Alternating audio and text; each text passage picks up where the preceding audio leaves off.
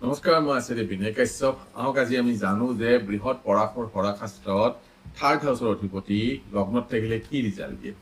চাওক, থাৰ্ড হাউচৰ অধিপতি পৰাশৰ মুনিৰ মতে খুব পৰাক্ৰমী হয়, কাৰণ থাৰ্ড হাউচটো ৰিপ্ৰেজেণ্ট কৰে পৰাক্ৰম, সাহসৰ।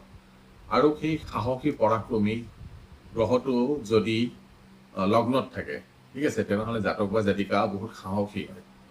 তেওঁ স্বয়ং নিজৰ কষ্টৰ বলত ধন উপাৰ্জন কৰিবলৈ সক্ষম হয়। কাৰণ কিয়, এইটো ধন ভাৱৰ পৰা দ্বিতীয় ভাৱ, মানে ধনৰ পৰা ধন ভাৱ হয়। তো অলপ কষ্ট হয়, কিন্তু জীৱনত টকা পইচা ধন সম্পত্তি বহুত হয়। আৰু তেনে জাতক বা জাতিকা কি হয়, এনি টাইম বেলেগক মানে সেৱা শুশ্ৰূষা কৰাত থাকে, সেৱা শুশ্ৰূষা কৰে।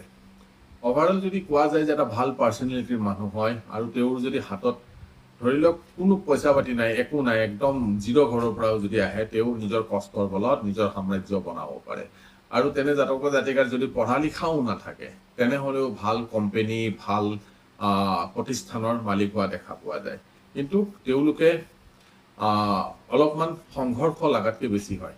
তথাপিও কিছুমান বস্তু আৰু দৰকাৰ হৈ পৰে তাৰ লগতে, যে কি কোনো শুভ গ্ৰহৰ যদি জ্যোতি দৃষ্টি যদি থাৰ্ড হাউচৰ অধিপতিৰ ওপৰত যদি লগ্নত থাকে, তেনেহ'লে ই বহুত বেছি ভাল কৰে। আৰু যদি অশুভ গ্ৰহৰো দৃষ্টি জ্যোতি থাকে, তথাপিও ই টকা পইচা ইনকাম হোৱাত বহুত বাধা নিদিয়ে, কিন্তু সমাজত অকণমান বদনাম হোৱাৰ তেওঁক মানে বদনাম হোৱাৰ অলপ জেগা থাকে, তেওঁ বদনাম হোৱা দেখা পোৱা যায়।